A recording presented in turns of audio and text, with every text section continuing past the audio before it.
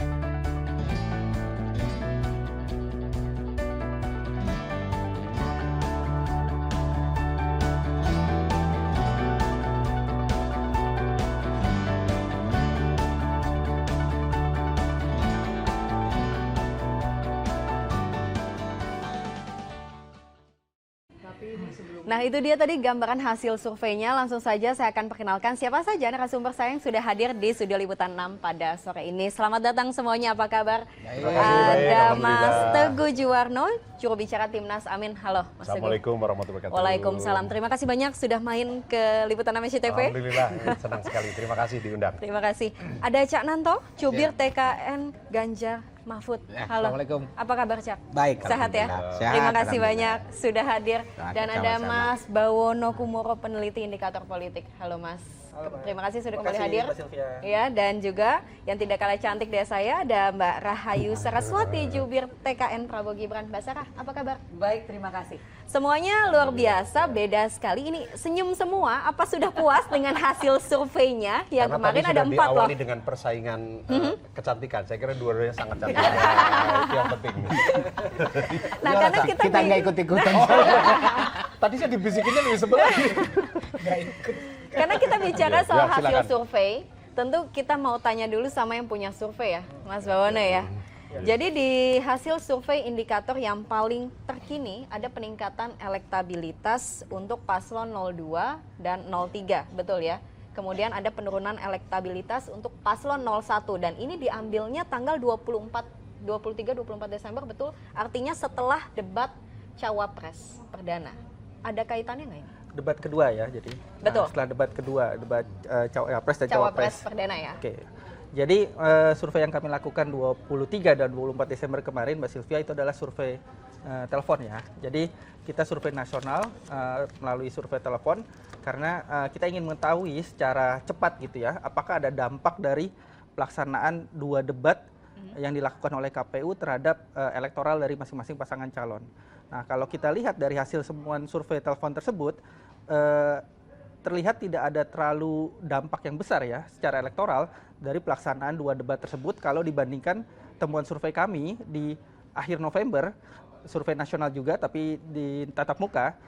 Jadi emang ada dinamika di pasangan 02, 01 maupun di 03, tapi dinamika tersebut minim artinya ya. Tidak signifikan ya? Naik turunnya minim gitu ya, artinya 1%, 2% dan sekitar itu. Jadi memang 2 debat pertama kemarin ternyata tidak terlalu menghadirkan katakanlah volatilitas dukungan pemilih di masing-masing pasangan calon.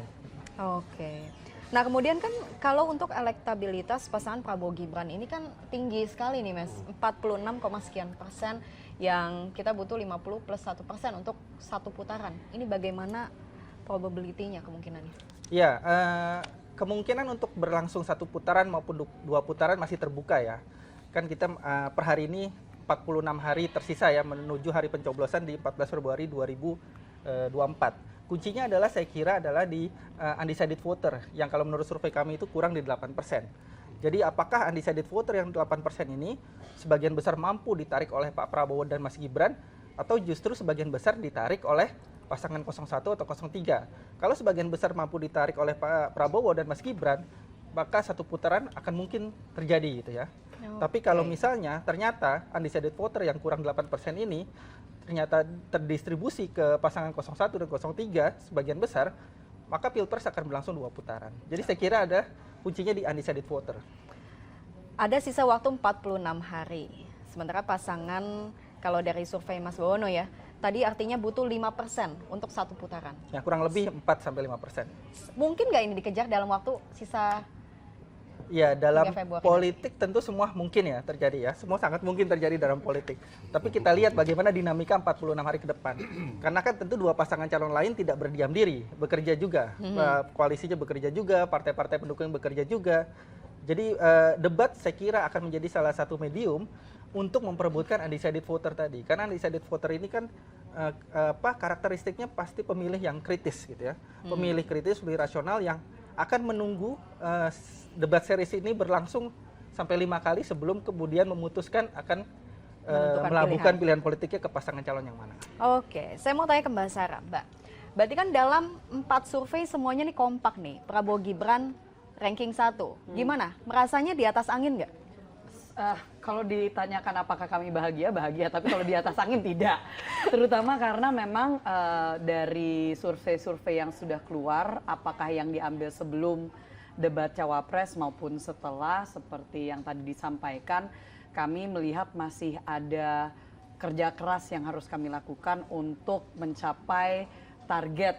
Apalagi ya berharap boleh ya, namanya berharap bisa sekali putaran itu lebih baik ya, karena tentunya sangat mahal untuk penyelenggaraan pemilu ini dan bukan hal yang mudah, dan saya rasa dengan waktu yang sangat singkat kita semua dari lintas, kalau saya ngobrol sama teman-teman dari lintas koalisi itu ini kayak maraton yang kita harus sprint gitu Bang. Jadi kalau misalkan sebelum-sebelumnya kita masih ada waktu untuk nafas sedikit gitu sampai bulan April nih, kali ini kita Februari harus sudah selesai gitu. Jadi ini kerja keras yang luar biasa, walaupun tentunya kita sangat bahagia dan bersyukur dengan hasil yang memperlihatkan Prabowo Gibran masih di posisi teratas, mengingat bahwa mereka berdua tidak cuti selain dari hanya 1 hari dalam seminggu.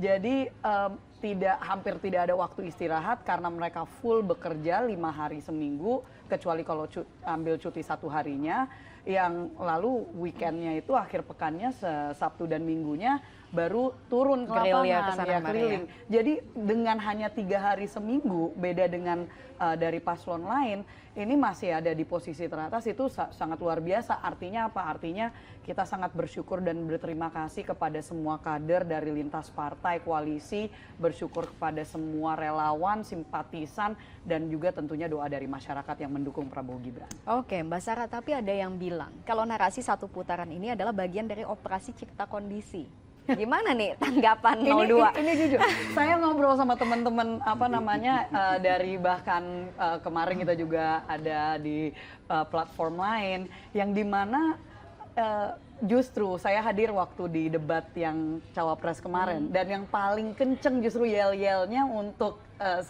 putaran itu bukan dari kubu kami, tapi kubu yang justru mana?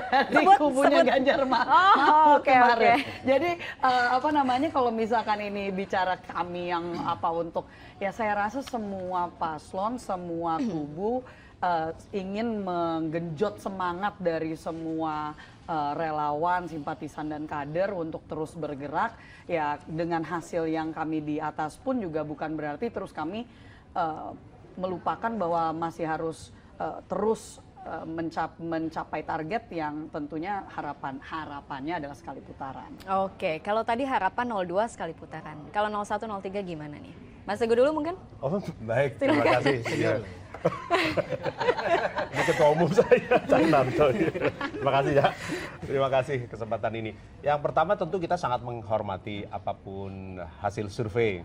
Walaupun memang Mas Bawono dan kawan-kawan itu kan tidak pernah lepas dari kritik ketika kemudian agar survei ini menjadi lebih saintifik, diharapkan kan mereka melakukan disclosure siapa yang membiayai survei mereka begitu. Tapi itu kan salah satu aspek yang memang kemudian barangkali termasuk bagian dari yang harus mereka rahasiakan. Yang kedua, kami selalu menyikapi survei ini sebagai sebuah bacaan suasana kebatinan publik hari ini yang sifatnya sangat dinamis. Sehingga kemudian ketika terjadi masih ada cukup waktu dalam waktu sekitar 46 hari, ini kita percaya bahwa masih ada perubahan-perubahan dan kemudian ada semacam keberanian secara lebih terbuka dari yang kita sebut sebagai mungkin silent majority lah, atau katakanlah ya yang selama ini mungkin tidak berani bersikap menjadi lebih berani bersikap. Ini kita rasakan dari temuan-temuan kita, terutama ketika misalnya calon presiden kita Mas Anies hadir dalam acara-acara Desak Anies, di mana kemudian tidak hanya di kalangan terdidik, di kalangan anak muda atau milenial, tapi sekarang kita sudah merambah sampai ke nelayan, dan ternyata kita sangat terkejut ketika mendengar ekspresi-ekspresi mereka yang pada intinya ya kemudian menyampaikan realitas bahwa kehidupan hari ini tidak baik-baik saja. Begitu. Jadi kemudian persoalan lapangan pekerjaan, persoalan harga kebutuhan pokok, bahkan kemudian juga persoalan-persoalan pendidikan, persoalan juga bagaimana mereka mendapatkan akses kesehatan yang baik, itu masih menjadi substansi yang menurut kita seharusnya itu lebih kita highlight daripada sekedar kemudian kampanye soal satu putaran, begitu kan. Karena kita ingin pemilunya pemilu yang berkualitas. Jadi bukan cuma sekedar prosedural, pemilu satu kali selesai begitu. Dan dari semua data yang kami miliki, baik melalui riset ataupun survei teman-teman maupun data internal yang kita punya, sampai saat ini tidak ada indikasi, atau kami yakin sekali bahwa tidak akan sampai kepada satu putaran. Kemungkinan terbesar akan terjadi menjadi 2 putaran. Jadi lebih condong 2 putaran nih? Kami meyakini ini akan sampai 2 putaran. Kenapa? Karena agak sulit kah mengejar gap dengan pasangan 02? Bukan soal itu. Pertama, ada hal yang membahagiakan di mana kemudian tren menuju kepada tanggal 14 Februari ini, pasangan Amin ini trennya menaik dan meningkat ya? Ya, dan tren yang meningkat ini menjadi momentum yang kita harapkan akan terus sampai pada, ya tentu kita harapkan dan kita yakini akan sampai pada 14 Februari peaknya begitu. Dan tentu saja ini karena kita berada dalam satu bejana di mana kemudian ketika ada kenaikan maka otomatis akan berpengaruh terhadap pasangan yang lain, maka kemungkinan itu akan bisa terjadi gitu. Dan kita lihat misalkan kalau tadi diyakini pasangan 02 begitu ya, bahwa tinggal sedikit lagi untuk lebih dari 51. Justru saya melihat malah kayak udah mentok nih, kayak udah prediksinya. Udah segala Wah, cara ini prediksi 01 ternyata nih. itu sudah maksimal lah. Sudah katanya, stagnan. malah bisa jadi nanti jangan-jangan malah turun nanti di ujung-ujung tanggal 14 ini. Itu kan malah bahaya. Sebelum saya ke Cak Nanto, tadi Mas Teguh tuh sempat ngomong, Mas Bawono, Ya. soal siapa yang ada di balik survei itu menentukan hasil survei, siapa yang bayar.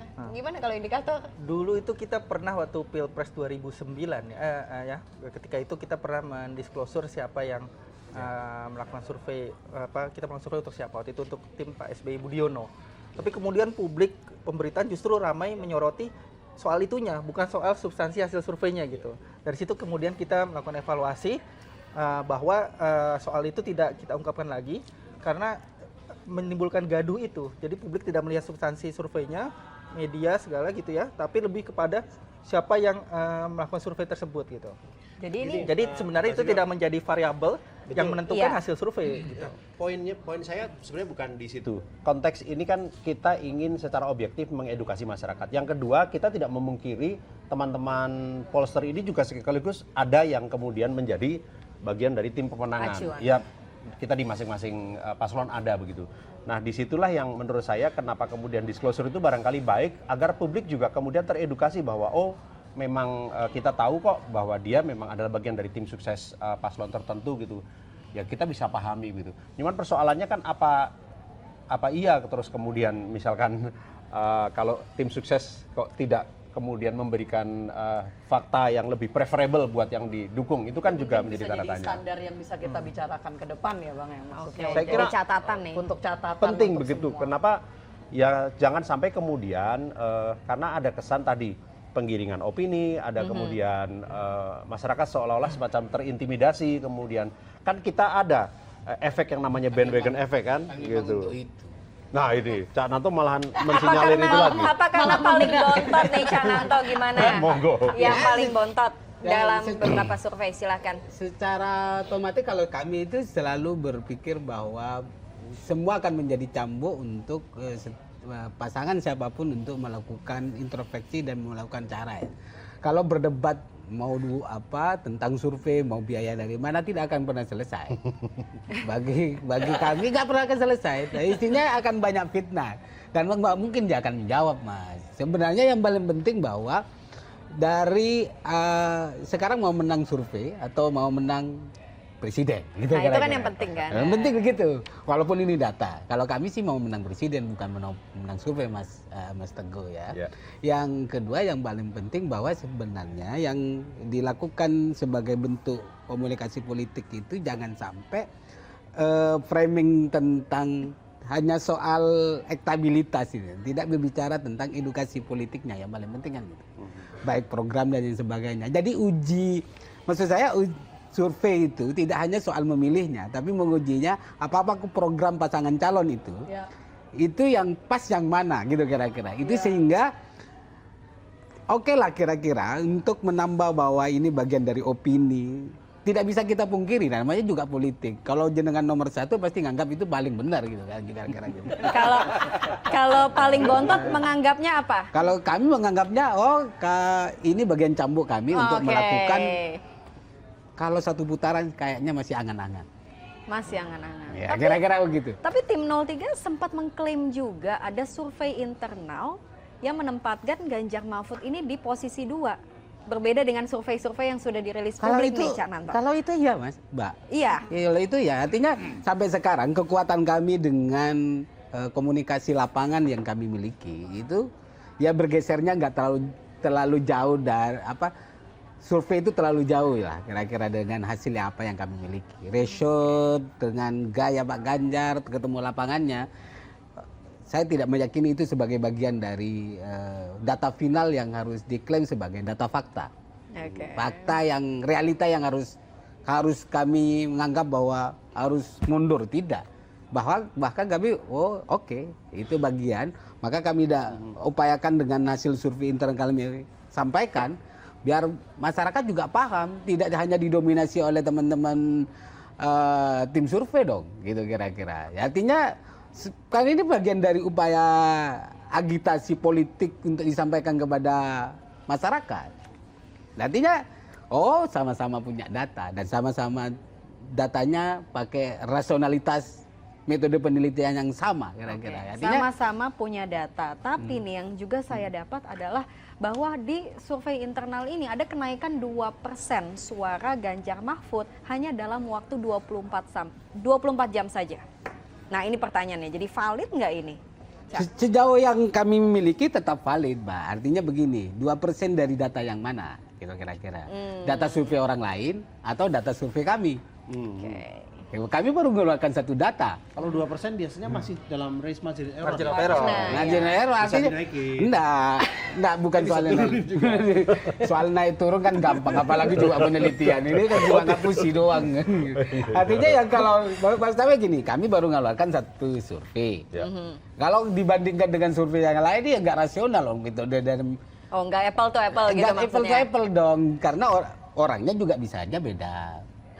Yang disurvei tempatnya juga ada bisa beda. Artinya tidak bisa harus dibandingkan dengan tim survei satu sama yang lain. Biarkan publik yang menilai ya. Yang paling penting bagi kami gerakan door to door terus menyapa masyarakat. Sebenarnya calon presiden yang mana yang sekarang dekat dengan rakyat. Itu aja yang paling penting sekarang harus bukan yang digaungkan. dekat dengan Jokowi, Mas Bawono. Ya, pertama saya ingin sedikit menanggapi dulu soal survei tadi ya. Silakan. Pertama, survei itu kan misalnya kami melakukan rilis survei, indikator gitu ya. Tentu kan ada dikontrol juga oleh lembaga survei yang lain gitu. Lembaga survei yang lain kan mengontrol juga. Bank Kompas misalnya, CSIS gitu. Jadi kan hasil surveinya juga kurang lebih sama. Jadi itu kan bentuk kontrol publik terhadap lembaga survei. Bisa melihat average-nya, trennya. Kemudian yang kedua, kita kan melakukan survei juga rutin. Jadi kita bisa melihat trennya. Kita nggak melakukan survei ujuk-ujuk gitu ya. Bahasa ininya ujuk-ujuk, tapi kita melakukan survei secara berkala. Dan yang ketiga, kita setiap melakukan survei, standar lembaga survei yang berada dalam asosiasi Persepi, gitu ya, karena kita dikontrol dalam asosiasi profesi survei opini publik, kita harus membuka metodologi, gitu ya. Nah, kalau misalnya survei dari tim pasangan calon lain, gitu ya, seperti tadi disampaikan Canato kan metodologinya nggak dibuka gitu ke publik ya. Tiba-tiba ada angka segini, tapi kalau kita dibuka metodologinya, sampelnya diambil kapan, kemudian validasi sampel dengan populasi BPS seperti apa gitu ya. Jadi raw datanya itu bisa diuji secara secara ilmiah, kesahihannya gitu ya. Apakah benar turun Bisa lapangan dan di-pairing sebagainya, lah ya, bisa diuji gitu. Nah, itu yang dipertanyaan Mas Teguh dari dulu itu tentang survei itu, apakah dia akan keluar dari orang yang membiayai hasilnya gitu, kira-kira gitu Mas. Walaupun ini benar metodologinya, secara rasionalnya ini benar lah kira-kira, tapi apakah dia akan keluar dari orang yang membiayai, kira-kira begitu Mas? Kalau Kan pertanyaanmu itu kalau Mas. jelek nggak dikeluarin, Itu nggak dirilis. itu pertanyaanmu. Ini Kalau pertanyaannya bagus Mas diamini. Teguh. Nggak bercanda. Ini udah mulai masuk ke psikologi.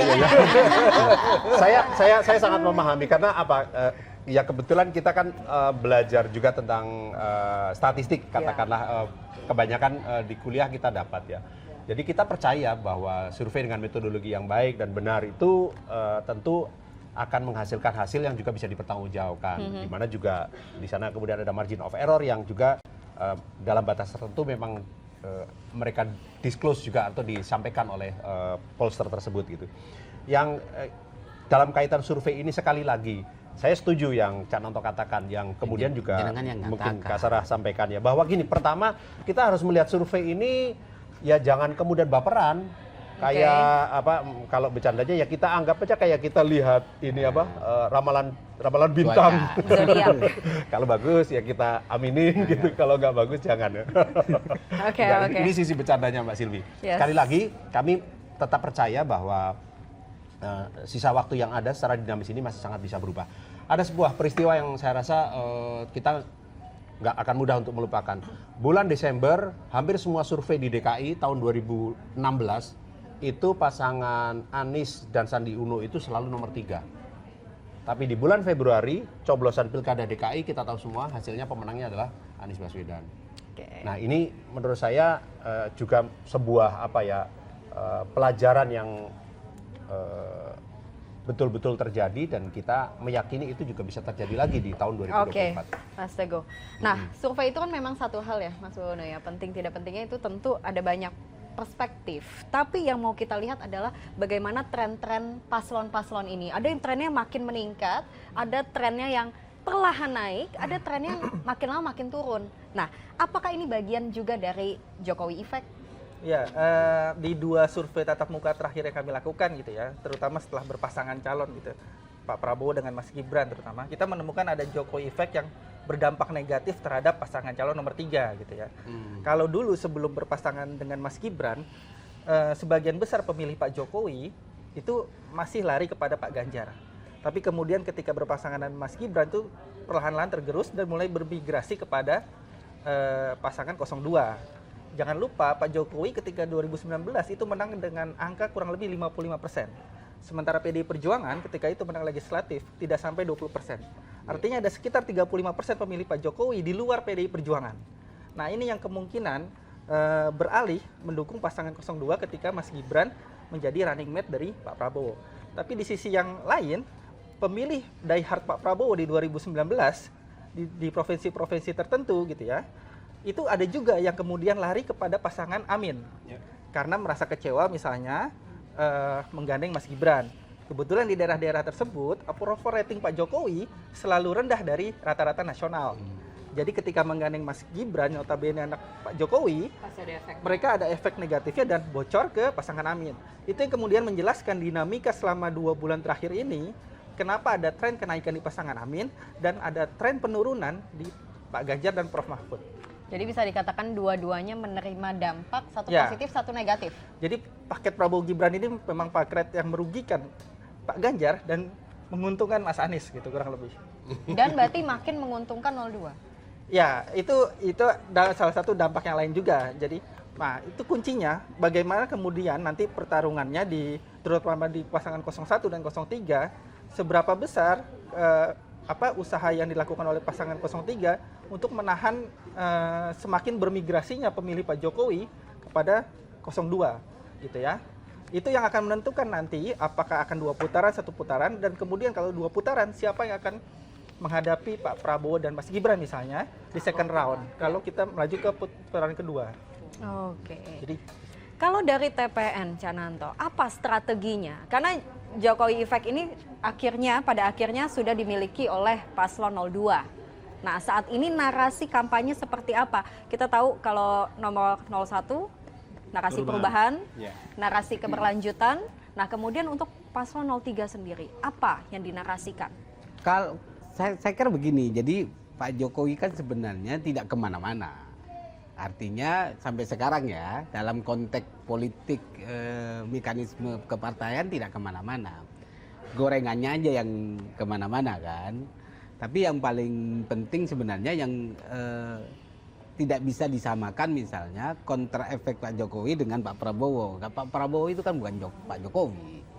Gibran juga bukan Pak Jokowi juga. Artinya kan dari segi cara juga berbeda-beda. Artinya kami selalu mengatakan bahwa apa yang sudah dilakukan dengan metode kebaikan itu soal keberlanjutan, konteks efek yang linear dengan Pak Jokowi hanya Pak Ganjar sebenarnya. Yang membela, partai politik yang mendampingin dari awal, kader yang menjadi tim sukses dari awal. Artinya yang paling dekat sebenarnya secara prinsipal itu adalah Pak Ganjar Mahfud untuk mendorong segala program Pak Jokowi, kan kira-kira begini. Dari segi perjalanan politik yang selama ini didorong Pak Jokowi dari bawah sampai presiden. Artinya kami tidak merasa bahwa oke lah ada sebagian kelompok-kelompok relawan-relawan yang mau pindah ke Pak Jokowi, pindah ke 02 karena ada Mas Gibran gitu. Tapi saya kira rasionalitas pemilih akan kita tentukan dengan maka kami selalu menjelaskan tentang bagaimana kinerja program, tata cara dan metode perjalanan ini yang harus dijelaskan kepada masyarakat. Jadi tidak hanya soal kedekatan anak, tapi juga kedekatan perjalanan yang harus kami selalu jangan sampai dihilangkan. Ini kan sepertinya mau menegasikan perjalanan, terus menghilangkan apa yang sudah terjadi sehingga Pak Ganjar dianggap tidak memiliki karakter, padahal karakternya adalah soal keberlanjutan perbaikan untuk bangsa dan bangsa. Oke, Mbak Sarah, silakan sedikit menanggapi. Jadi mungkin kita bukan persoalan melupakan perjalanan tidak, tetapi dari segi program. Nah itu yang saya senang sekali tadi diangkat karena kalau kita bicara tentang program sudah jelas. Kenapa kami angkat soal keberlanjutan? Karena kami paling dari awal sudah sangat jelas akan melanjutkan program-program dari Pak Jokowi dan menyempurnakan apa yang harus diperbaiki. Itu sudah konstan bahkan dari awal deklarasi pada saat mau pendaftaran ke KPU itu yang terus disampaikan oleh Pak Prabowo dan juga Mas Gibran. Soal program salah satu yang sudah jelas kita stance-nya jelas sekali melanjutkan programnya Pak Jokowi adalah hilirisasi contohnya. Yang kemarin pada saat debat pun juga ditekankan oleh Mas Gibran. Bagaimana itu salah satu program yang sangat diperjuangkan oleh Pak Jokowi sampai kita pun juga berani untuk menantang keputusan dari WTO dan itu sudah dipertanggungjawabkan istilahnya bahwa kami secara gamblang jelas terbuka jujur bahwa kami akan melanjutkan hilirisasi dan juga program-program yang sudah dijalankan selama ini. Namanya juga melanjutkan, keberlanjutan. Jadi itu yang mungkin salah satu hal yang kita bukan bicara tentang melupakan perjalanan sama sekali tidak. Tapi kita bicara kalau soal program, soal apa yang akan dilakukan ke depan, kami jelas dari awal menyatakan kami ingin melanjutkan apa yang sudah dibangun dan dijalankan oleh Presiden Joko Widodo dan salah satunya paling jelasnya adalah soal hilirisasi. Iya, artinya begini, program Pak Jokowi selama proses mencalonkan diri itu ada sumbangsi partai pengusung. PDIP. Artinya tidak hanya ansih Pak Jokowi, ada program bersama soal nawacita yang mau diprogramkan. Dan itu semua yang harus dipikirkan, Pak. Masyarakat perlu paham bahwa semua program itu adalah bagian dari partai pengusung Pak Jokowi di dalam membangun. Artinya tidak hanya ujuk-ujuk program Pak Jokowi saat ini, tapi semua itu sudah ada dalam dalam program kepartaian untuk mendorong keberlanjutan, mau hilirisasi. Gitu kira-kira, artinya saya melihatnya bahwa jangan sampai Berarti karena 03 ini juga melanjutkan hilirisasi ya Mas ya? jangan sampai hanya kalau kita penting wajib harus dilanjutkan, kenapa tidak? Tapi metodenya dan caranya ditempatkannya mana, apakah ada yang bocor atau tidak, penegakan hukumnya seperti apa, itu yang harus kami perbaiki. Artinya ini yang selama ini selalu di split gitu loh, Pak. Ini dianggap kami selalu berbeda. Pilihan politik kan biasa aja sebenarnya, tapi memang yang perlu dipahami bahwa semua program yang sekarang Pak Jokowi lakukan itu hanya menjadi bagian dari tim pengusung Pak Jokowi selama ini. Itu yang harus dicatat. Tidak hanya ketika masuk terus ingin melanjutkan. Semua sudah ada dalam catatan dan program yang... Ya berarti akan melanjutkan hilirisasi kan? Wah, kalau baik pasti dilakukan. Iya kan jawab nih. Soalnya dari kemarin nggak diangkat, jadi makanya saya tanya. Kan harus dilanjutkan kalau baik hilirisasi. Siap. Tapi bukan hilirisasi digital ya. Karena nggak ada terminologi itu. Iya kan nggak ada. Kali penting kan bukan hilirisasi digital. Soal hilirisasi kita bisa berdebat menurut saya bahwa kalau berdasarkan fakta yang ada, betul memang telah terjadi pertumbuhan ekonomi. Tapi satu, hilirisasi yang terjadi kan meninggalkan residu yang ternyata sangat serius. Pertama, investasi yang ada tersebut yang kemudian menikmati hasil yang terbesar, khususnya misalnya kita hari ini bisa hilirisasi yang paling ramai adalah terkait dengan sumber daya alam. Itu yang paling menikmati ternyata adalah investor yang terbesar dari China. Terus yang kemudian bahkan tenaga kerjanya pun sangat masif ada di bawa ke tanah air ke Indonesia ya. Yang kemudian itu juga menimbulkan persoalan sosial. Sisi yang lain adalah ternyata tidak terjadi penyerapan tenaga kerja yang sejalan antara investasi yang masuk kemudian dengan penyerapan tenaga kerja. Ini tentu saja suatu hal yang harus dikoreksi, bukan kemudian cuma dilanjutkan begitu saja.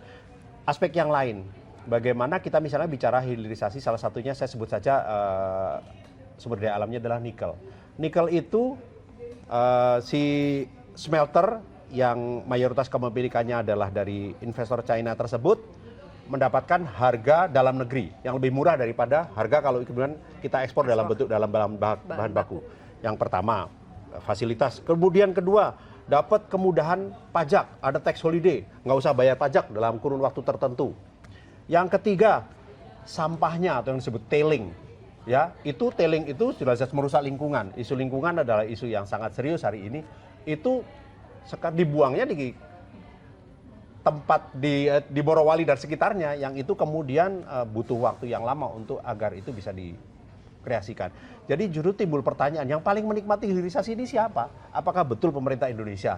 Itu pertanyaan yang menurut saya wajar dilontarkan, dan itu tentu saja kita harus koreksi agar bagaimana manfaat sebesarnya dinikmati oleh bangsa kita. Gitu. Nah, betul sekali, makanya ada penyempurnaan tadi. Kalau kita mau bicara tentang hilirisasi bisa Ya, banget. tapi kita tinggalkan hilirisasinya ya, karena tadi pertanyaan utamanya adalah satu putaran atau dua putaran ya. Soalnya itemnya bukan soal itu, makanya saya nahan diri nih. Tapi terima kasih pencerahannya, nanti kita bikin episode khusus hilirisasi ya.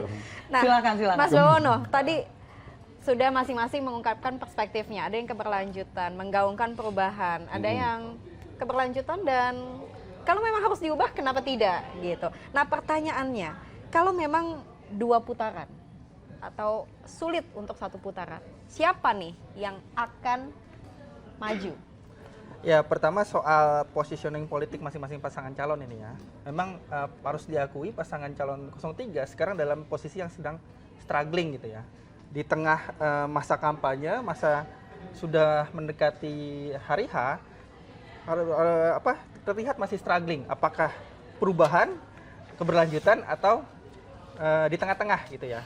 Kalau ingin geser ke perubahan, itu sudah terlanjur di-coupling oleh pasangan Amin gitu. Kalau ingin menarasikan keberlanjutan, publik juga sudah terlanjur gitu ya mempersepsikan bahwa pasangan Prabowo Gibran ini lebih katakanlah lebih tanda kutip ya, lebih sah untuk menarasikan keberlanjutan gitu ya. Nah, ini yang menjadi PR dari pasangan 03. Nah, itu juga sekaligus terkait nanti siapa yang akan maju ke second round kalau ada putaran kedua. Kalau kita lihat dari data survei kami, itu sebenarnya antara pasangan 01 dan 03 selalu berhimpitan dalam margin of error gitu ya. Meskipun memang ada tren yang penurunan di pasangan 03, ada tren kenaikan di pasangan 01. Nah, ini yang akan menentukan nanti 46 hari ke depan positioning politik tadi gitu ya.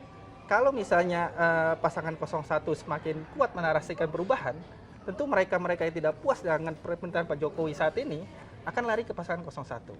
Nah, begitupun dengan mereka yang puas terhadap pemerintahan Pak Jokowi, itu tentu akan condong ke pasangan 02 maaf. Nah, pasangan 03 inilah yang kemudian bagaimana memposisikan secara pas positioning politik mereka gitu ya. Karena kalau salah sedikit gitu ya, itu akan kemudian berimbas pada elektoral pasangan calon. Saya kira itu ya kuncinya, siapa yang akan maju ke 02, masuk ke second round tadi. Mendampingi 02. Ya, saya justru bicara tentang mendampingi 02 atau bicara tentang putaran kedua ini yang juga menarik ya, sebagai milenial ya, sebagai bagian dari anak muda yang ada dua sebenarnya yang mau saya angkat. Yang pertama adalah kata kunci adalah partisipasi. Karena itu masih menjadi PR kita sebagai bangsa Indonesia untuk meningkatkan partisipasi demokrasi kita. Ya, jadi memastikan bahwa tidak ada yang golput, tidak ada yang apatis terhadap politik, tapi memang mau hadir dan merasa bahwa suara mereka itu bermanfaat dan terhitung gitu loh dengan jelas. Makanya kita harus memastikan bahwa semuanya itu fair and open ya, election gitu ya, pemilu yang memang secara terbuka, adil ya. Jadi itu harus kita yakinkan kepada masyarakat dan memastikan juga bahwa anak-anak muda tapi menarik ya, di Litbang Kompas kemarin justru 44% yang dari undecided voters itu malah Gen X dan perempuan ya, jadi emak-emak yang tinggi sekali dan emak-emak yang istilahnya lebih tua daripada usia milenial loh gitu ya. Jadi ini menjadi sangat menarik sekali sekarang. Jadi banyak hal yang masih menjadi PR kita semua untuk memastikan bahwa mereka hadir dan berpartisipasi, itu satu. Yang kedua, kalau kita bicara tentang putaran kedua, ini sangat menarik sekali untuk ya kami, karena melihatnya, wah ini kalau misalkan ngelihat dari peta, siapa yang akan kemana, ini saat ini kan kemungkinan besar berarti kalau ada putaran kedua kan berarti pasangan 02 Prabowo Gibran lolos ya kan, tinggal siapa yang akan berhadapan, apakah dari pasangan 1 atau pasangan 3. Nah, ini akan sangat menarik karena menjadi pertanyaan juga, dari pendukung 1 dan 3 itu akan kemana kalau misalkan akhirnya ada yang istilahnya di kubu sebelah, jadinya ke kubu yang mana nih? Yes. Dan ini akan sangat menarik karena melihat dari konstelasi pendukung, ini 1 dan 3 nih kayak di ujungnya nih, sedangkan 2 nih kayak di tengah-tengah. Jadi ini akan menarik, apakah mereka akan bergabung dan bisakah itu menarik dari kubunya masing-masing, atau ya ujungnya juga akan ke Prabowo Gibran juga. Pertanyaannya gitu. Apakah akan bergabung? Nah, itu pertanyaannya. Itu akan menarik, itu jujur itu menarik. Ya, kayak maksudnya gini, saya sih kan tadi ke temanya angan-angan atau tidak. Kenyataan, angan-angan. Kan kita belum tahu siapa yang masuk. Soal lain betul. sekarang kita bagaimana masuk di putaran kedua lah. Artinya menurut aku tidak, walaupun ini 02 merasa surveinya bagus, ini belum tentu juga. Bahwa realita 48 hari itu bukan hal yang tidak mungkin. Ya. Artinya jangan anggap bahwa semuanya ini sudah selesai, game over. Ya. Ini belum game over. Maka saya katakan tadi bahwa 2 putaran itu, 1 putaran itu angan-angan karena belum terjadi. Menjadi realita kalau misalnya sudah tanggal 14 Februari. Tapi menurut kami bahwa apapun yang kami ingin lakukan, soal komunikasi politik seperti yang kata Bapak Sarah, itu soal nanti. Karena tidak ada yang mengatakan bahwa tidak ada yang tidak mungkin. Misalnya PKB sama PKS gabung bukan yang seharusnya sama Gerindra akhirnya bisa gabung. Di politik kan bukan sesuatu yang sudah digadang bareng sama Pak Prabowo. Itu makanya menarik. P3 kemarin Cananto. Hah? P3 kemarin malam. Kemarin betul. Gimana? Itu sebagian. Oh, iya. Iya, iya. Kecil ya. Oknum.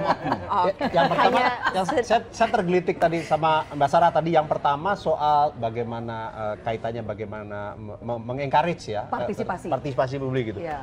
Cuman justru timbul pertanyaan. Menurut saya yang paling aktif untuk melakukan pendidikan politik, mengajak agar partisipasi publik tinggi itu pasangan nomor 1. Justru pasangan nomor 2 ini paling susah diajak dialog-dialog atau debat-debat publik begitu. Karena kami justru ke lapangan, seringnya tuh ketemu sama masyarakat Betul langsung. kan? Nah, Tadi bilangnya sekali dalam seminggu. Ke lapangannya kapan, Pak? Ya itu yang 3 hari itu, yang ketiga Sedangkan hari kami itu. berhari-hari, Karena kan? makanya, dan itu luar biasa bahwa kita masih di posisi yang tertinggi itu kan, Ya, yang makanya nah. kita takut bersyukur. nggak kalau tiap hari dia ke lapangan? Nggak ada yang Nah, ya, makanya tidak kalau perlu ada misalkan yang tiap hari ke ditakuti. lapangan apalagi gitu kan. Khawatir kecapean dia. Mas. Kalau kami kan kuat. Gitu. justru yang kemudian sekarang terutama di kalangan civil society timbul pertanyaan soal bagaimana pejabat publik itu menjaga etika. Pertama memang Kepres yang kemudian menyatakan bahwa para menteri tidak perlu cuti, tidak perlu mundur, cukup dengan cuti begitu, yang dikeluarkan oleh Pak Jokowi belum lama ini itu sudah merubah dari Kepres yang terdahulu di mana seorang misalkan pejabat publik khususnya menteri yang menjadi calon presiden atau calon wakil presiden kan dulu harus mundur. Kalau Pak Jokowi membuat Kepres tidak perlu mundur.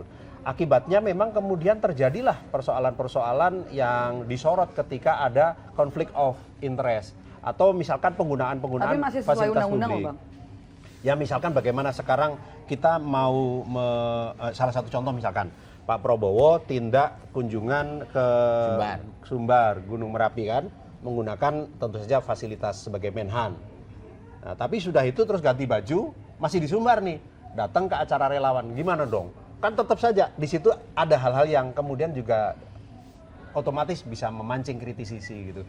Memang ya eloknya tentu saja adalah kalau kemudian kita dengan segala hormat ya sekalian saja misalnya mengambil cuti, beliau bisa maksimal gitu kan, sehingga tidak perlu ada isu misalkan ada persepsi negatif gitu terkait ya. dengan masalah konflik of interest tadi gitu Ya. atau abuse Kita of sampaikan power. siapa Jadi tahu nanti langsung catatannya. sekali putaran kalau misalkan nggak cuti. Nah. Kalau misalkan cuti maksudnya. Saya mau mengutip tadi Cananto bilang belum game over dengan survei yang ada saat ini, tapi sudah siap-siap belum antara 01 dan 03 ini komunikasi? Itu yang disebut sebagai apa ya, konsolidasi demokrasi lah. Pertama gini ya, ada gium universal bahwa pemilu itu kan sebuah prosedur yang jelas prosedurnya, tetapi hasilnya tidak bisa diprediksi begitu ya. Nah itu pertama. Jadi pertama kita harus melihat pemilu ini ya sebagai sebuah ajang yang bisa saja sekarang dengan segala macam hasil survei, tapi nanti ujung hasilnya menurut kita justru kita harus tetap punya persepsi bahwa kita nggak tahu nih hasilnya akan bagaimana begitu kan, ya kita bisa mengantisipasi itu. Yang kedua, apabila kita udah meyakini bahwa hasilnya akan misalkan satu putaran kasarnya seperti itu, justru timbul juga pertanyaan, loh ini apakah memang ada cipta kondisi seperti itu sehingga kemudian segalanya harus diarahkan untuk ke sana begitu. Itu kan kemudian menjadi semacam kayak omongannya Machiavelli, ya kan? Mean justify gitu kan. Jadi pokoknya apapun hasilnya segala cara harus tercapai seperti apa yang dimau. Ya, ini kita nggak pengen. Kita pengennya pemilu yang berkualitas. Oke. Kalau D02 sendiri Mbak Sarah gimana? Khawatir nggak kalau misalnya dua poros ini gabung gitu dikeroyok mungkin? Khawatir nggak sih? Dari kemarin juga udah dikeroyok, Mbak. Oh gitu. Makanya gitu. Iya, nggak apa-apa. Kita ya melihat bahwa inilah demokrasi Indonesia. Justru saya sebenarnya sebagai milenial yang baru mulai aktif berpolitik itu dari tahun 2008, sudah 3 kali melihat pemilu langsung bahkan terlibat. Sebenarnya senang karena sekarang melihat bagaimana masyarakat Indonesia itu sudah mulai lebih dewasa dalam berpolitik. Memang caranya yang mungkin terus berevolusi karena sekarang apalagi 56% pemilihnya adalah Gen Z dan milenial. Jadi memang persepsi dan caranya, narasinya pun juga apa yang kita perlu sampaikan itu banyak yang berubah dari yang sebelumnya. Dan itu saya jujur senang sebenarnya karena tentu kita melihat ini evolusi yang sangat normal lah dengan kondisi politik di Indonesia dan masyarakat sosiologisnya Indonesia. Oke, Mas Bawono, bacaannya gimana? Kalau misalnya 01 dan 03 ini jadi satu poros, ini akan menyulitkan 02 nggak? Iya, pertama survei itu kan harus dipahami gambaran hari ini gitu ya. Jadi hasil survei kalau bagi pihak yang dalam survei posisinya sedang unggul tidak perlu merasa terbang tinggi. Sebaliknya bagi yang tertinggal juga tidak perlu merasa kecil hati gitu ya. Betul. Jadi itu survei gambaran hari ini, yang penting di 14 Februari nanti. Kedua, kalau misalnya tadi pertanyaan Mbak Sylvia, siapa yang akan masuk putaran kedua, apakah akan mengancam pasangan 02, saya ingin katakan begini, seringkali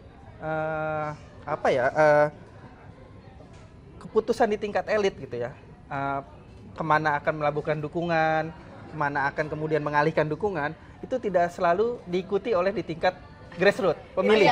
Betul. Jadi pertanyaan Nah, ini saya yang tadi, dalam karena itu menarik itu. Itu yang dalam ilmu politik kemudian ada split ticket voting, straight ticket voting gitu ya. Misalnya kalau kita lihat beberapa partai politik ya, misalnya PKB gitu ya. Kalau melihat data survei teman-teman di CSIS gitu ya, dan data survei indikator, itu pemilih PKB itu masih terbagi rata ketiga pasangan calon gitu ya. Nah, itu yang kemudian saya yakini juga nanti kalau ada putaran kedua, misalnya ada dua pasangan calon lain di tingkat elit bersepakat, kemudian untuk bersatu dan sebagainya, itu belum tentu juga diikuti di tingkat grassroots. Kita punya pengalaman di 2004 ketika itu. Saya ingat ketika itu di 2004 kita sama-sama ingat di putaran kedua berhadapan SBY JK, kemudian Bu Mega dengan almarhum Hasyim Muzadi. Golkar ketika itu kemudian tidak mendukung SBY JK, meskipun Pak JK waktu itu kader Golkar juga. Kemudian mendukung Ibu Mega. Tapi hasilnya kemudian pemilih-pemilih Golkar banyak yang ke SBY JK. Jadi itu pengalaman yang pernah kita lalui, kita pernah sama-sama alami, dan itu seringkali terjadi di politik kita. Oke, Mas Bono, terima kasih banyak gambarannya. Ya. Nah, kita mau ke isu selanjutnya. Kemarin Paslon 01, Anies Baswedan sempat, kami akan kutip quotation-nya untuk Anda. Nah ini, tantangan yang kita hadapi besar, banyak sekali dari teman-teman yang bekerja itu diperiksa pajaknya. Dan banyak sekali yang ketika diperiksa itu merasakan pemeriksaan yang tidak fair. Ditarik lagi, diperiksa sampai 2016, 2017 atas kegiatan yang sudah dulu pernah diperiksa.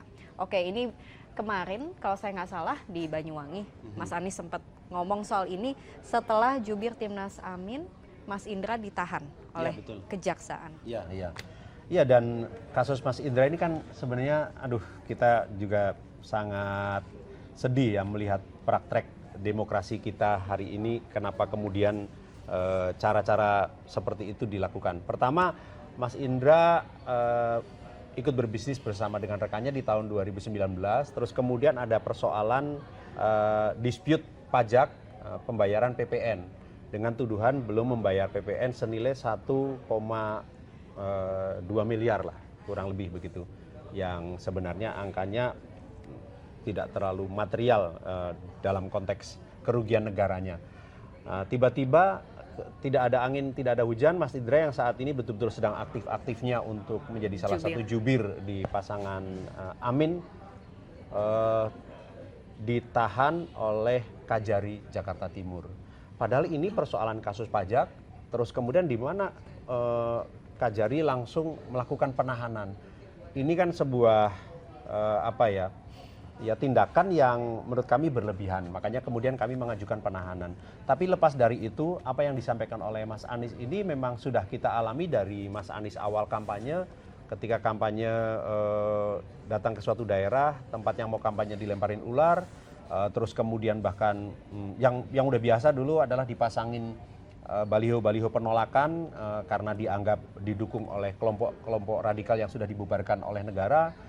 Dan bahkan yang terakhir Mas Anies pergi ke Bandung, last minute izin tempatnya dinyatakan tidak boleh, di NTB juga mengalami demikian. Nah, terkait dengan misalkan orang-orang yang akan membantu terus kemudian mereka dalam tanda petik diintimidasi, itu sudah menjadi pembahasan yang sering kita dengar ya dalam diskusi-diskusi warung kopi, bagaimana kemudian yang ingin membantu yang tidak searah dengan kebijakan rejim ini, ya kemudian mereka selalu mengatakan wah kami takut dan sebagainya. Jadi memang merasa ada diskriminasi, intimidasi yang membuat kondisinya tidak fair saat ini? Ya justru itulah yang kemudian kita sayangkan ketika kita sudah berada di era reformasi, dan hari ini kita bersyukur ya karena polarisasi yang kita khawatirkan akan terjadi pembelahan seperti pada pemilu 2019 betul. itu tidak terjadi. Ya kita sangat bersyukur ini berkat para kandidat menurut saya yang memang juga mereka para negarawan dan selalu menjaga itu gitu.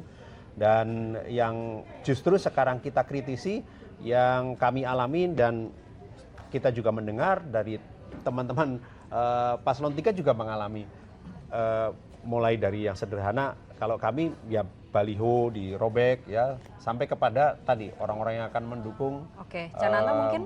Terancam begitu. Ini betul-betul terjadi. Cananto mungkin? Jadi begini, jadi memang kondisinya yang kami lihat bahwa memang ada pola-pola yang sebenarnya pola-pola masa lalu ya, pola-pola sebelum masa reformasi ya. Jadi pola-pola masa Orde Baru ketika ada perbedaan, berbeda sedikit gitu-gitu semua bisa dilakukan dengan pola-pola yang mereka lakukan dengan cara-cara tanda kutip menakut-nakuti kan. Sebenarnya biasa ya di dalam proses demokrasi, tapi kok setelah reformasi kan kita diberikan ruang untuk memberikan suatu ekspresi ya, ekspresi sehingga apa yang menjadi gagasan, apa yang menjadi konsep kami bisa disuarakan agar menjadi suatu proses kebaikan. Memang faktanya ada beberapa misalnya kita pernah ngalamin yang sama ya, datangin terus hanya cuma baliho kita dan sebagainya, itu saya kira, dan pola-pola yang dikatakan Pak Anies juga saya kira realita warung kopinya agak menarik, dan tapi untuk menunjukkan fakta kan agak susah ya. Tapi pada pola gerakannya kok kayaknya nampak Pak gitu. Pola gerakannya apa? Serupa? Ya kayaknya misalnya pola ketika kalau dulu untuk melakukan ekspresi orang mau bantu dan sebagainya, informasi warung kopinya mungkin bisa langsung didatangin dan sebagainya. Tapi walaupun saya secara pribadi karena tidak terlalu mengikuti dalam konteks itu di mana, tapi obrolannya ada. Tapi kan ini penting untuk dibuktikan ya. Cananto, yang terbaru kami alami ada salah satu simpatisan relawan yang memasang gambar Anies di rumahnya. Malam-malam seluruh ternak dia dibantai, dibunuh di daerah Lampung ini. Terus kemudian ya mereka didatangin, rumahnya ditimpukin begitu. Yang tentu kita tidak mengharapkan ini terjadi ya. Tapi ini ada suatu realitas yang publik juga perlu tahu gitu, bahwa kalau kemudian ada gestur-gestur dari kekuasaan yang menggunakan alat kekuasaan untuk kemudian hanya istilahnya preferensi kepada calon tertentu, ini bisa berbahaya begitu. Kalau terus kemudian timbul perlawanan dari masyarakat. Kita sekali lagi kita tidak ingin memancing-mancing situasi ini, tetapi kita tidak rela kalau ini dibiarkan terus-menerus gitu. Tentu kita tidak akan tinggal diam. Kalau 02 sejauh ini aman-aman aja, Mbak Sarah? Kami mengalami juga kok. Ada yang dimana kami ya tapi kami nggak ngangkat-ngangkat aja. Walaupun kami juga mengalami yang dimana contoh saja paling simple, sudah bayar full, siap untuk mengadakan kegiatan, tiba-tiba uangnya dibalikin karena memang ada pihak lain yang mau menggunakan gitu. Yang istilahnya banyak hal contoh-contoh yang lain juga yang terjadi, dan saya rasa ini bagian dari pendidikan politik yang tetap harus kita berikan kepada masyarakat, bahwa kalau misalkan dari para paslonnya sudah menunjukkan contoh yang baik dengan menjaga narasi, menjaga semangat, dan selalu disampaikan tolong untuk tidak melakukan hal-hal yang hanya akan merugikan kita semua. Dan saya rasa ini satu hal yang selalu juga disampaikan oleh Pak Prabowo dari dulu, itu kenapa juga beliau tidak pernah mau untuk menjelekkan secara pribadi kepada paslon lain dicecar seperti apapun. Beliau selalu memberikan teladan untuk udah senyumin aja, jogetin aja, jangan mau untuk menyerang balik atau bagaimana. Kita harus bisa mendapatkan esensi bahwa ini adalah putra-putra terbaik yang mereka mencoba untuk memberikan contoh dengan ayo kita menjaga demokrasi karena kita perlu untuk menjaga persatuan Indonesia demi kita mencapai Indonesia Emas 2045, bahkan kalau bisa sebelum itu. Jadi lepaskanlah kita saling mengompori dan kita harus bisa menjaga bagaimana untuk memberikan pesan yang jelas kepada kader-kader, relawan, simpatisan bahwa utamanya ya saya hanya bisa mewakili dari Prabowo Gibran, tapi jelas arahan dari atas, dan itu kami juga para jubir sangat, kalau sampai ada yang menyerang kami pasti akan langsung ditegur dari atas. Jadi ini adalah sesuatu yang kami sampaikan dengan jelas. Mohon untuk semua simpatisan relawan jangan terpancing, dan kita harus bisa menjaga karena bagaimanapun juga setelah pemilu kita harus bisa bergabung kembali untuk menjaga negara kesatuan Republik Indonesia. Oke, Mas Bawono, memang kan masalah penegakan hukum ini kan masih jadi persoalan ya di negeri kita ya. Bahkan di survei indikator sendiri 35,4% menilai baik, 32,9% menilai jelek, sementara 29,3% menilai sedang. Artinya nggak bagus-bagus banget kan reputasi penegakan hukum saat ini. Ya, memang kalau kita lihat data tren survei indikator ya, survei nasional di bulan Oktober, awal Oktober sampai kemarin yang dirilis di awal Desember, yang dilakukan akhir November, memang masih dominan publik menilai kondisi penegakan hukum baik. Tapi kalau kita lihat tren 3 bulan itu kondisinya menurun. Artinya yang mengatakan baik itu menurun dari angka 40, kemudian 39 hingga kemudian 37 gitu ya, yang mengatakan baik. Kalau kita cermati apa yang terjadi, ini juga kita temukan dalam survei yang sama, publik melihat lebih kepada menyorot masalah pemberantasan korupsi. Spesifik di bidang hukum pemberantasan korupsi dinilai buruk gitu ya. Dominan yang mengatakan buruk. Kita lihat misalnya ada kasus yang menimpa Ketua KPK, kemudian ya dalam kasusnya Pak Syahrul Yassin Limpo dan sebagainya. Ini tentu mempengaruhi persepsi publik dalam hal penilaian penegakan hukum secara keseluruhan gitu ya. Baik, terima kasih Mas Bawono sudah mencerahkan kita semua, dan saya mau minta closing statement dari masing-masing jubir paslon. 01, silakan Mas Teguh. Ya, pertama kita terima kasih SCTV selalu memberi tempat kepada kita untuk menyampaikan apa yang sedang dikerjakan, apa yang kemudian harus dikerjakan, dan yang terpenting ya selalu mengabarkan bahwa ada situasi yang tidak baik-baik saja hari ini sehingga perlunya ada perubahan.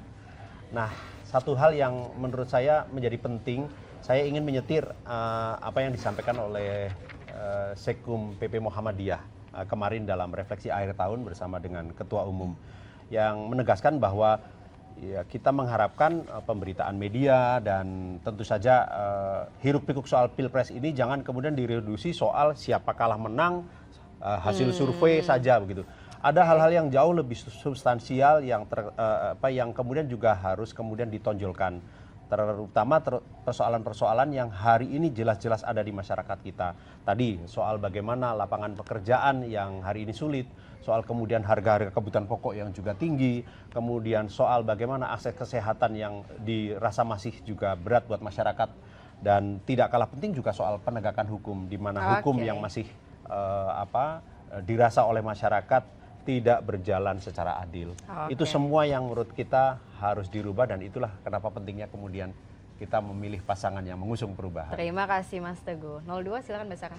Ya, dari Prabowo Gibran kami mau mengucapkan banyak terima kasih sekali lagi kepada seluruh pendukung dari para kader dari partai-partai Koalisi Indonesia Maju maupun juga simpatisan, relawan yang bergerak luar biasa dan juga doa dari masyarakat yang terus mendukung Prabowo Gibran.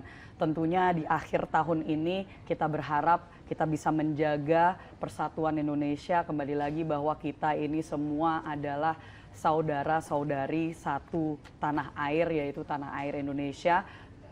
Pak Prabowo selalu menegaskan 1000 kawan terlalu sedikit, 1 lawan terlalu banyak. Ini pemilu yang terjadi setiap 5 tahun.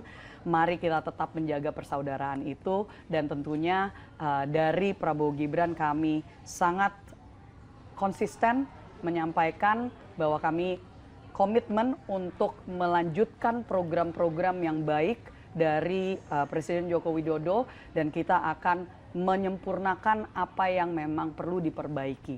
Terima kasih. Oke, terima kasih Mbak Sarah Cananta, silahkan. Ya, kami mewakili di TPN Ganjar Mahfud ya, pasangan 03. Kami berharap bahwa masyarakat Indonesia, bagi teman-teman partai pendukung, relawan, bahwa saat ini kita harus lebih banyak bekerja keras dan ekstra keras untuk menyampaikan kepada masyarakat tentang gerakan ketuk hati dan dengan metode door to door seperti yang disampaikan Ibu Ketua Umum PD Perjuangan, bahwa semua yang bisa kita lakukan adalah dengan cara mengetuk hati masyarakat. Dan program Pak Ganjar dengan salah satunya adalah 1 sarjana bagi masyarakat, terus kartu sakti yang bisa menyelesaikan semua persoalan, selalu kita dengungkan kepada masyarakat agar apalagi dengan adanya Pak Mahfud MD sebagai pakar hukum untuk dalam melaksanakan semua tatanan kebangsaan hukum. Kalau problem di survei tadi adalah ada 1 persoalan tentang hukum, maka Pak Mahfud sebagai solusinya dalam proses masa depan penegakan hukum ke depan.